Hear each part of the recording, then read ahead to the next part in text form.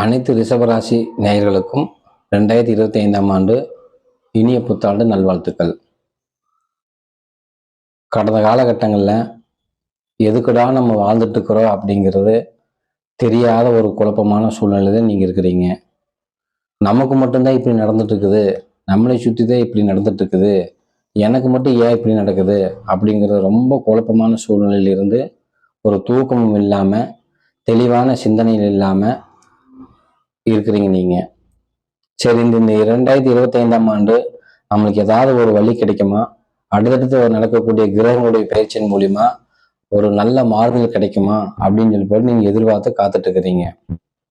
முதல்ல நீங்க மனக்குழப்பத்திலிருந்து விடுபடுங்க. ஏன்னா இப்போ உங்களுடைய இயல்பான குணம் இப்ப கிடையாது. உங்களை நீங்க மறந்துட்டீங்க. எப்பவுமே எந்த ஒரு விஷயத்தையுமே நீங்க ரொம்ப அசால்ட்டா செஞ்சு முடிக்கிறது இப்போ உங்களால் அது பாத்தீங்கன்னா முடியல. ஒரு வேலைக்கு 2 வேலையா செய்யக்கூடிய ஒரு சூழ்நிலையில நீங்க இருந்துட்டு இருக்கிறீங்க. இது ஏன் நடக்குது, எதனால நடக்குது அப்படிங்கிறது உங்களுக்கே பாத்தீங்கன்னா தெரியல. அதனால ரொம்ப குழப்பத்தில் இருக்கிறீங்க. ஃபர்ஸ்ட் குழப்பத்திலிருந்து நீங்க வெளியில் வந்தா மட்டும்தான் உங்களால அடுத்த கட்டத்துக்கு போக முடியும். காரணம் என்ன அப்படின்னு கேட்டீங்கன்னா, உங்களுக்கு பிரச்சனைகள் இப்ப ரொம்ப அதிகம். அந்த பிரச்சனையை மனசுக்குள்ள ஏத்தாம ஒரு 5 அடி அல்லது 10 அடி தள்ளி வச்சு அதுகிட்டயே பேசி அப்படியே அனுப்பிச்சு விட்டுருங்க. உங்க மனசுக்குள்ள ஏத்துக்கிறதுனாலதான் திரும்ப திரும்ப பாத்தீங்கன்னா அது ஓடிட்டே இருக்குது. அதனால உங்களுடைய இயல்பான வேலையை நீங்க செய்ய முடியாத ஒரு காலகட்டத்துல இருக்கிறீங்க.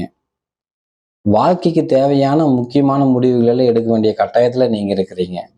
காரணம் என்னன்னா, இதுக்கு முன்னாடி நீங்க நம்பின உறவுகளுடைய நிலை என்ன, தொழில் மூலியமா இருந்த நம்பிக்கையான உறவுகள் மூலியமா நீங்க ஏற்பட்ட சந்தித்த நெருக்கடிகள் என்ன அப்படிங்கிறது எல்லாமே உங்களுக்கு காமிச்சு கொடுத்துருக்கும் காலம். ஸோ அதனால நீங்க முக்கியமான காலகட்டத்தில் நீங்க இருக்கிறீங்க. உங்களை சுற்றி என்ன நடந்துட்டு இருக்குது அப்படிங்கிறது நீங்க தெரிஞ்சுக்கிட்டும் இருக்கிறீங்க. சரிங்களா? காரணம் மற்றவங்களை நம்ம குறை சொல்ல முடியாது. நீங்களா இது ஏற்படுத்தினதுதான். எதனாலன்னு கேட்டீங்க அப்படின்னா, நீங்க பார்த்தீங்கன்னா வாக்கு கொடுத்துட்டீங்க. வாக்கு கொடுத்ததன் விளைவு தான் இவ்வளவு தூரம் பார்த்தீங்கன்னா உங்களுக்கு பிரச்சனை. சொன்ன சொல்லு நம்ம நடத்தி கொடுக்கணும் அப்படிங்கிறதுக்காக உங்களுடைய பொருளாதார இழப்பு, உங்களுடைய உடல் இழப்பு, நேரம் விரயம் இது எல்லாமே ஆகி நீங்க அவங்களுக்கு நீங்க செஞ்சு கொடுத்துட்டீங்க. இதனால உங்களுக்கு எந்த நஷ்டமெல்லாம் ஏற்பட்டுச்சு? சரி, அப்படி உங்களுக்கு பண்ணி கொடுத்தவங்க உங்களுக்கு நல்லவங்க சொல்லி சொன்னாங்களா? அதுவும் இல்லை. இப்ப நீங்க கெட்ட பேர் தான் வாங்கியிருப்பீங்க. இந்த காலகட்டத்துல ரொம்ப சோம்பல் அதிகமாக இருக்கும். ஞாபக மறதியெல்லாம் உங்களுக்கு வரும். முக்கியமான முடிவுகள் எடுக்கும் பொழுது உங்களால எடுக்க முடியாத ஒரு சூழ்நிலைகள் உருவாகும். நான் சரியான பாதையில தான் போயிட்டு இருக்கிறேன்னா அப்படிங்கிறது நீங்க உங்களுக்குள்ளேயே நீங்க கேள்வி கேட்டுக்குவீங்க. உதாரணத்துக்கு, நீங்க 1வது கிலோமீட்டர்ல இருந்து 10வது கிலோமீட்டர் வரைக்கும் நீங்க பயணம் செய்யறீங்க அப்படின்னா 1வது கிலோமீட்டர்லயே எடுக்கக்கூடிய முடிவு 10 வரைக்கும் போயிடணும். இல்லை அப்படின்னா 1லயே வேண்டான்னு நீங்க முடிவு எடுத்துடணும். ஆனா நீங்க 8வது கிலோமீட்டர் போய் தான் இது செய்யலாமா வேண்டாமா அப்படிங்கிற ஒரு சிந்தனையை நீங்க யோசிப்பீங்க. அது பாத்தீங்கன்னா உங்களுக்கு தவறு. இங்கதான் நீங்க பாத்தீங்கன்னா லைஃப்ல பின்வாங்குறீங்க. முன்னேற முடியாத ஒரு சூழ்நிலை பாத்தீங்கன்னா உங்களுக்கு உருவாகுதுங்க. அதனால ஞாபக மறதி ஏற்படுத்தக்கூடிய சூழ்நிலைகள் இருக்கிறதுனால இப்ப நீங்க ஏதாவது உங்களுடைய நோட்டு புத்தகத்திலேயோ அல்லது போன்ல இருக்குது, போன்ல நீங்க ரிமைண்டர் போட்டு வச்சுக்கோங்க. ஏன்னா முக்கியமா குறிப்பா பாத்தீங்கன்னா சின்ன சின்ன விஷயங்களை நீங்க மறக்கக்கூடியதை தான் பெருசா பாத்தீங்கன்னா உங்களுக்கு நிக்குங்க. ரொம்ப நாளா பாத்தீங்கன்னா இருந்த வழக்குகள் பிரச்சனைகள் எல்லாமே இப்ப உங்களுக்கு முடிவுக்கு வரும். இந்த 2025ல கடைசிக்குள்ள கண்டிப்பா உங்களுக்கு முடிவு வந்துடும். இது ஆரம்பமே பாத்தீங்கன்னா ஜனவரி 1ல இருந்தே இது ஆரம்பமாகும். அதனால அதே அதுக்குன்னு ஒரு முக்கியத்துவம் கொடுத்து நீங்க பண்ணிட வேண்டாம். நீங்க எப்பவும் போல வழக்கமா பாத்தீங்கன்னா உங்களை நீங்க வேலையை செஞ்சிருங்க. பண வரவு அப்படிங்கிறது தாமதம் ஆயிட்டு தான் இருக்குது. வேலை மட்டுமே தான் நீங்க செஞ்சுட்டு இருக்கிறீங்க. அதுக்கான தொகை பாத்தீங்கன்னா உங்களுக்கு கிடைக்க மாட்டேங்குது. சரிங்களா? இதுக்கு காரணம் ஆரம்பத்திலேயே நீங்க அவங்க கிட்ட ரொம்ப ரொம்ப ஃப்ரீயா விட்டுட்டீங்க. இதை இப்ப பணம் வந்துடும், அப்ப பணம் வந்துடும் அப்படின்னு விட்டதன் விளைவுதான் இவ்வளவு தூர பிரச்சனை. உங்களையும் அவங்க பயன்படுத்திட்டாங்க. காரணம் என்ன அப்படின்னா, நீங்க அவங்க கிட்ட உண்மைத்தன்மையா இருந்திருக்கிறீங்க. அவங்க உங்ககிட்ட உண்மைத்தன்மையே இல்லை.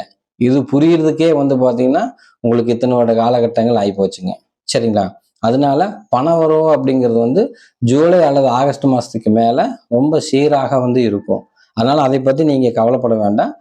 பொருளாதார ரீதியா நீங்க யாராவது வந்து வாக்கு கொடுக்கணும் அப்படின்னா அந்த காலகட்டத்துக்கு மேல நீங்க ரொம்ப ரொம்ப அவங்களுக்கு நீங்க வாக்கு கொடுத்துக்கலாம். ஏன்னா கண்டிப்பாக உங்களுக்கு பணம் வரும்.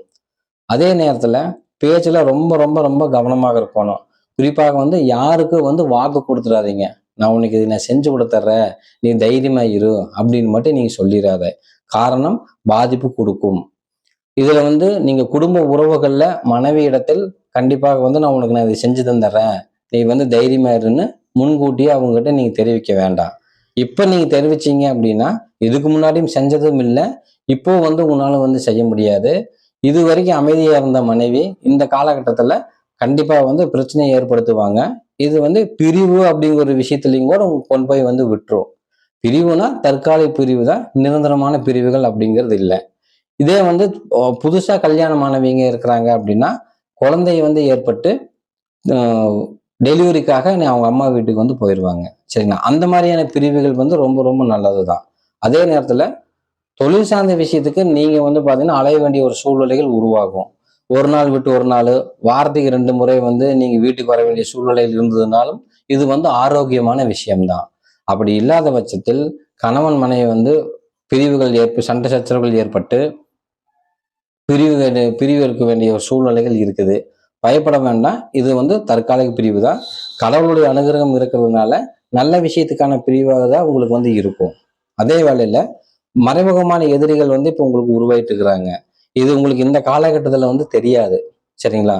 இது உங்களுக்கு பிப்ரவரி இந்த மார்ச் மாசத்துக்கு மேலதான் வந்து பாத்தீங்கன்னா நம்ம எங்க ஃபெயிலியர் ஆனோம், எதனால நமக்கு இந்த பாதிப்புகள் வருது அப்படிங்கிறது எல்லாமே உங்களுக்கு மார்ச் மாத காலகட்டத்துக்கு மேல அந்த நபரை வந்து பாத்தீங்கன்னா கண்டிப்பாக காலமே காமிச்சு கொடுத்துரும். அப்போ வந்து நீங்க அவங்கள வேலையை விட்டு வச்சுக்க மாட்டீங்க. குறிப்பா வந்து வெளியில அனுப்பிச்சிருவீங்க. ஆனா அவங்க மூலியமா ஏற்பட்ட பொருளாதார இழப்புகள் சரி செய்வதற்கான சூழ்நிலைகள் உருவாயிரும். குறிப்பாக வந்து மன இளைய சகோதரரிடத்தில் வாக்கு நம்ம பேசும் பொழுது ரொம்ப ரொம்ப ஜாக்கிரதையா வந்து பேசணும். இனம் புரியாத ஒரு பிரச்சனை எதனால இந்த தொந்தரவு வருது, எதனால வந்து இந்த சகோதரர் வந்து நம்ம கிட்ட இப்படி இருக்கிறாங்க அப்படிங்கிறது எல்லாமே கண்டிப்பா உங்களுக்கு தெரியாத சூழ்நிலை உருவாகும். அப்ப இளைய சகோதரரிடத்தில் கண்டிப்பாக உங்களுக்கு மனஸ்தாபங்கள் வரும். அதனால அவங்ககிட்ட ரொம்ப ரொம்ப ஜாக்கிரதையாக இருங்க. தொழிலுக்கு வந்து பாத்தீங்கன்னா நீங்க அக்ரிமெண்ட் போட வேண்டிய சூழ்நிலை உங்களுக்கு இருக்குதுங்க. வெளிநாட்டு கம்பெனியோட வந்து நீங்க அக்ரிமெண்ட் போட்டு தொழில் செய்யப்படக்கூடிய சூழ்நிலைகள் உங்களுக்கு இருக்குது. அது கண்டிப்பாக வந்து நடக்கும். அது ஒண்ணுதான் இப்ப வந்து பாத்தீங்கன்னா உங்களுக்கு மன ஆறுதலா இருக்கும். என்னன்னா தொழில வந்து பாத்தீங்கன்னா அடுத்த கட்ட முன்னேற்றத்துக்கு போறதுக்கான சூழ்நிலை இருக்கிறதுனால இந்த 2025ல அது வந்து உங்களுக்கு பரிபூர்ணமான மன ஆறுதல் வந்து பாத்தீங்கன்னா கிடைக்கும். அதனால நீங்க தைரியமா வந்து உங்களுக்கு இருங்க. தொழில் உங்களுக்கு எப்பவுமே பாதிப்பு கொடுக்காது. ஆனா பொருளாதாரம் மட்டும் தேவைக்கு கண்டிப்பாக வந்துடும். பொருளாதாரம் இல்லைன்னு இருக்காது. எந்த நேரம் ஒருத்தருக்கு வந்து 1,00,000 பணம் கொடுக்கணும் அப்படின்னா புதன்கிழமைக்கு கொடுக்க வேண்டிய ஒரு சூழ்நிலை ஞாயிற்றுக்கிழமைக்கு தான் உங்களுக்கு கிடைக்கும். ஆனா கண்டிப்பாக வந்து உங்களுக்கு கிடைக்கும். அதனால நீங்க ஒன்றும் பயப்பட வேண்டியதில்லை. மறைமுகமா சில பண பரிவர்த்தனைகள் வந்து நீங்க பண்ணிட்டு இருக்கிறீங்க. இல்ல மறைமுகமா சிலருக்கு வந்து நீங்க உதவி செஞ்சுட்டு இருக்கிறீங்க. அது வந்து வெளியில தெரியக்கூடிய காலகட்டம் இது இருக்குது. ரொம்ப ரொம்ப வந்து கவனமாக இருங்க.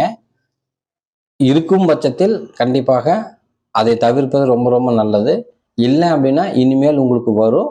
அதுல நீங்க ரொம்ப ரொம்ப கவனமாக இருந்துக்குங்க.